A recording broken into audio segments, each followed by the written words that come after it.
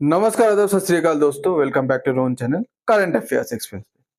तो गाइस देखिए, पहले अमेरिका इंडिया के पीछे क्या चीज लेके पड़ा था? Russian oil, Russian oil, Russian oil. Now America India के ऊपर अब एक दूसरा चीज लेके पड़ गए। वो क्या है? अमेरिकन कॉर्न, मतलब अमेरिकन जो भुट्टा हम लोग बोलते हैं। ओके ओके, मकाई। ओके, तो अभी अब अमेरिका अभी रशियन ऑयल छोड़ के बोलता है कि अमेरिकन भुट्टा नहीं खरीदते इंडियंस, अमेरिकन कॉर्न नहीं खरीदते, अमेरिकन कॉर्न नहीं खरीदते। अब ये कॉर्न की मामला क्या है? मतलब इतना सारा फसल है, इतना सारा वेजिटेबल है, तो अचानक अमेरिकन सिर्फ कॉर्न कहां से आ गए? ठीक है, चलिए हम लोग देखते हैं इसके पीछे क्या पॉलिटिकल मोटिव है और क्या रीजन है। डोनाल्ड ट्रम्प का जो आज मतलब चेला है, वो लुतनिक। ओके, तो लुतनिक आज इतना कौन कौन करके क्यों चिल्ला रहे हैं? ओके, क्या बता रहे हैं? देखिए, कंट्री ऑफ 1.4 बिलियन, इंडिया पे 1.4 बिलियन पीपल है, मतलब 140 करोड़ इंडियन से। पर 140 करोड़ इंडियंस हम लोग से कौन नहीं खरीदते, मतलब यूएस कौन नहीं खरीदते? आप बोलोगे ये इतना सब कुछ है, अमेरिका का डिफेंस इक्विपमेंट, टेक्नोलॉजी वगैरह, कार, मोबाइल, लैपटॉप, ये कौन के पीछे कहां पड़ गए? तो ये हावर्ड लुतनिक ने बताया। ठीक ठीक है, और ये बताया कि इंडिया को अमेरिका से कौन खरीदना ही पड़ेगा, नहीं तो इंडिया बहुत एक टफ टाइम फेस करेगा। India will face tough time. Okay, थोड़ा बहुत धमकी, वार्निंग जो भी है आप बोलेंगे दे दिए। ओके, अब इसका अगर वीडियो देखेंगे तो ये क्या बोलता है, देखिए अमेरिकन कौन के बारे में। paying a big price. We can't. India brags that they have 1.4 billion people. Why won't their 1.4 billion people buy one bushel of U.S. corn? देखिए, बोलते 1.4 बिलियन पीपल यूएस, एक बुशल यूएस कॉर्न भी नहीं खरीदता। आप बोलेंगे बुशल क्या? एक बुशल कॉर्न मतलब होता है 25 केजी कॉर्न। ठीक है, मैं आपको सीधा सीधा बता दिया। उन लोग बुशल यूज करते हैं 25 केजी के लिए। Doesn't that rub you the wrong way? That they sell everything to us and they won't buy our corn? They put tariffs on everything. So the president says, bring down your tariffs. Treat us the way we treat you. Now we've got to right years of wrong, so we want a tariff going the other way until we fix this, right?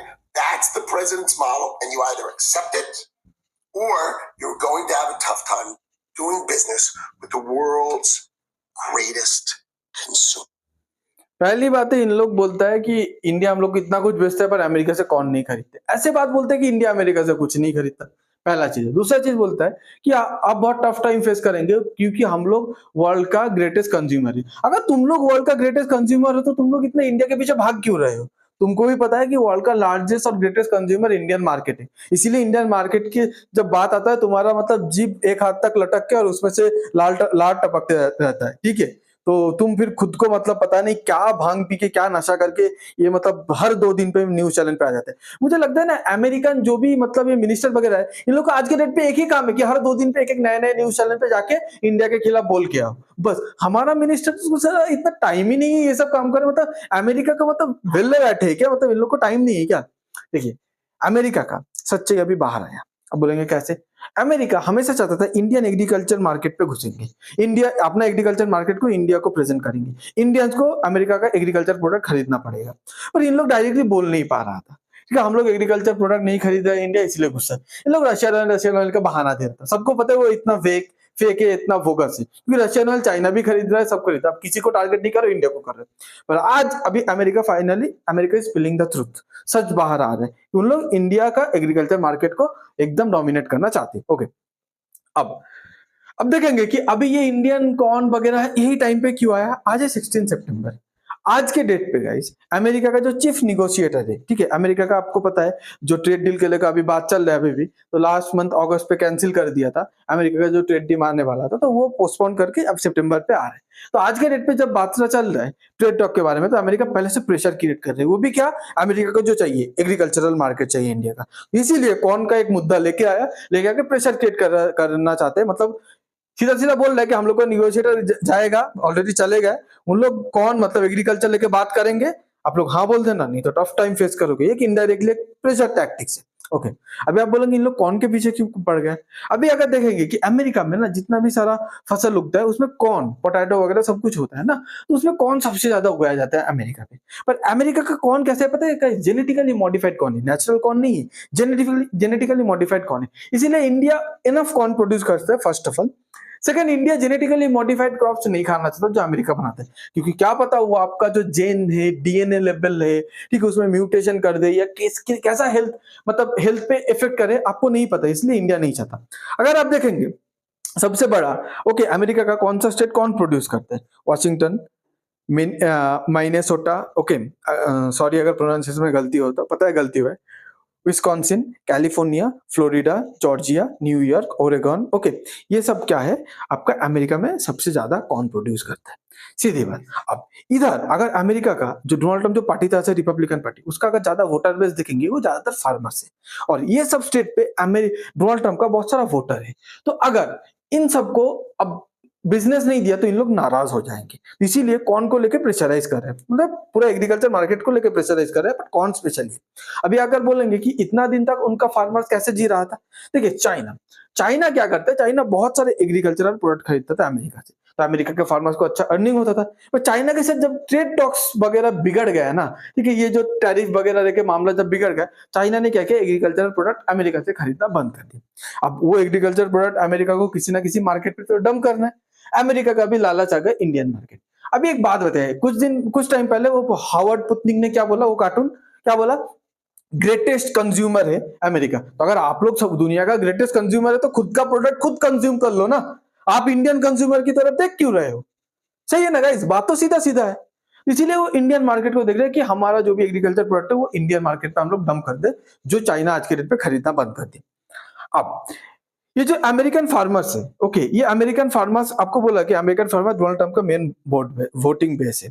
China ने ये जो American farming product खरीदना क्यों बंद कर दिया? क्योंकि China के साथ भी निगोशिएशन होने वाला है 1 महीने में। चाइना पहले से ही अमेरिकन मार्केट पे ये जो प्रोडक्ट है ये खरीदना बंद करके डोनाल्ड ट्रम्प को थोड़ा बैकफुट पे कर दिया, थोड़ा प्रेशराइज कर दिया कि आप अगर हम लोग को अच्छा डील नहीं देंगे तो आपका एग्रीकल्चर प्रोडक्ट नहीं खरीदेंगे, एग्रीकल्चर प्रोडक्ट नहीं खरीदेंगे तो फार्मर्स का आप लोग का इनकम बंद हो जाएगा, फार्मर का इनकम बंद हो जाएगा, वही आपका वोटर बेस है, वही आपको ज्यादातर वोट देके जितवाया है।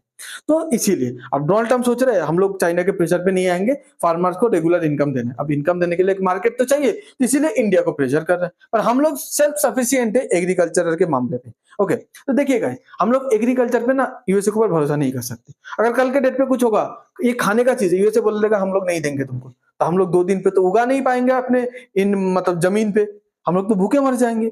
अमेरिका पहले भी ऐसा बहुत बार कर चुका है डिफरेंट कंट्री के साथ। अच्छा गाइस, ये सब जब बात चल रहा था, अमेरिका आज के डेट पे कितना डेंजरसली प्ले कर रहा है जीटीआरआई। ओके, हम लोग का एक ऑर्गेनाइजेशन है जीटीआरआई, तो जीटीआरआई ने क्या बोला, okay, gas turbine research institute, इन्होंने क्या बताया कि India should develop its own sovereign digital solution. हम लोग जब डिजिटल की बात आता है ना, हम लोग पे तो शायद बहुत बड़े बड़े कंपनी टीसीएस है, विप्रो है, एचसीएल टेक है, इन्फोसिस है, बहुत, बट हम लोग यूएसए का सिस्टम पे पूरा डिपेंडेंट नहीं, ओवर डिपेंडेंट है, मतलब कुछ भी करने जाओ यूएसए का सिस्टम। ओके, ये वीडियो कहाँ कौन सी प्लेटफॉर्म पे चलेगा, ठीक है, यूट्यूब पे चलेगा, आप लोग यूट्यूब पे देखेंगे American system, Android American system, WhatsApp, Facebook, Instagram, Microsoft, पूरा अमेरिकन सिस्टम पे पूरा इंडिया चल रहा है। कल अगर अमेरिका का सर्विस पुल आउट कर ले, जैसे अमेरिका रशिया से किया था रातों रात, हम लोग के पास कोई ऑल्टरनेटिव नहीं है गाइस। तो इसीलिए हम लोग को सब कुछ आता है, हम लोग को कोडिंग आता है, जो कोडिंग के ऊपर पूरा दुनिया चल रहा है, हम लोग को पाइथन आता है, हम लोग को जावास्क्रिप्ट आता है, सब कुछ आता है गाइस, सी प्लस प्लस आता है। यही कोडिंग इंडियंस अमेरिकन कंपनी पे बैठ के अमेरिका का सॉफ्टवेयर बना रहे हैं, तो क्या same company Indians Indian company पे बैठ के वही इंडियन कंपनी एक इंडियन सॉफ्टवेयर नहीं बना सकता? बना सकते हैं, बट कहीं ना कहीं इनिशिएटिव की कमी है, कहीं ना कहीं फंडिंग की कमी है, कहीं ना कहीं ये चेष्टा की कमी है। ओके ओके, अब हम लोग को सबसे पहले क्या चाहिए पता है? Digital sovereignty. बिकॉज हम लोग शायद बहुत चीज पे आत्मनिर्भर बन चुके हैं, बट जब डिजिटल की बात आता है हम लोग आज के डेट पे आत्मनिर्भर नहीं बने। हम लोग का डिफेंस बोलिए, डिफेंस पे भी आज टेक्नोलॉजी आ रहा है, तो वो भी टेक्नोलॉजी कहीं ना कहीं हम लोग बाहर से आउटसोर्स कर रहे हैं। तो अगर टेक्नोलॉजी बाहर मतलब जो फॉरेन कंट्री टेक्नोलॉजी देना बंद कर दे, हमारा बैंकिंग सेक्टर बंद हो ठप पड़ जाएगा गाइस हमारा। उसके बाद देखिए, आप एक बात बताइए, आपका जो फोन पे बैंकिंग ऐप है वो इंडिया ने डेवलप किया, पर वो बैंकिंग ऐप आप कहां से डाउनलोड करते हो? इधर एप्पल स्टोर से डाउनलोड करते हो, नहीं तो प्ले स्टोर से डाउनलोड करते हो। अगर कल एप्पल स्टोर और प्ले स्टोर बोले कि तुम्हारा ऐप हम लोग अपने स्टोर पे रखने नहीं देंगे, आप कहां से डाउनलोड कर लेंगे? आप बोलेंगे मैं एपीके फाइल डाउनलोड कर लूंगा गूगल से, गूगल भी अमेरिकन है, आप एपीके फाइल कहां से डाउनलोड करोगे? ठीक है, तो गाइस यही आप बोलेंगे मैं मेल पे भेज दूंगा, जीमेल भी अमेरिकन है। ओके, आपको आउटपुट पे भेजना है, ठीक है, उसके बाद आपका सॉरी आउटलुक पे भेजना है, उसके बाद आउटलुक भी अमेरिका। इसलिए हम लोग को डिजिटल सॉवरेनिटी चाहिए। ओके, अब इसके बारे में आप अगर आप देखेंगे कि जीटीआरआई ने क्या बताया है, जीटीआरआई ने बताया है कि देखिए ये एकदम वार्निंग दिया है, as US order cutoff could instantly paralyze digital payment tax filing government service nationwide। अगर यूएस अगर ये अपना सर्विस कट ऑफ कर लेता है तो पूरे दुनिया मतलब पूरे कंट्री पे हम लोग का डिजिटल पेमेंट सिस्टम पैरालाइज हो जाएगा, तो टैक्स फाइल करते वो नहीं कर पाएंगे, गवर्नमेंट सर्विस नेशन वाइड पूरा पैरालाइज हो जाएगा। ओके, अब इसके बाद अगर देखेंगे इन लोग 3 प्लान दिया, एक short term, mid term, long term. 1 से 2 साल जिसको शॉर्ट टर्म प्लान बोलते हैं, उसको क्या बताया, India should maintain sovereign cloud hosting for critical data, launch national operating system program and pilot Linux transition की इन की मिनिस्ट्री। बोलता है अपना जो गवर्नमेंट सेक्टर है पहले उसको आजाद कीजिए, सीधी बात, उसका जो भी डेटा वगैरह क्लाउड कंप्यूटिंग है पूरा पूरा इंडियन बनाइए, ठीक है। गवर्नमेंट को अपने फॉरेन का जो ट्रैप है, फॉरेन का जो ग्रिप है उसमें से बाहर निकाल के लेके आइए।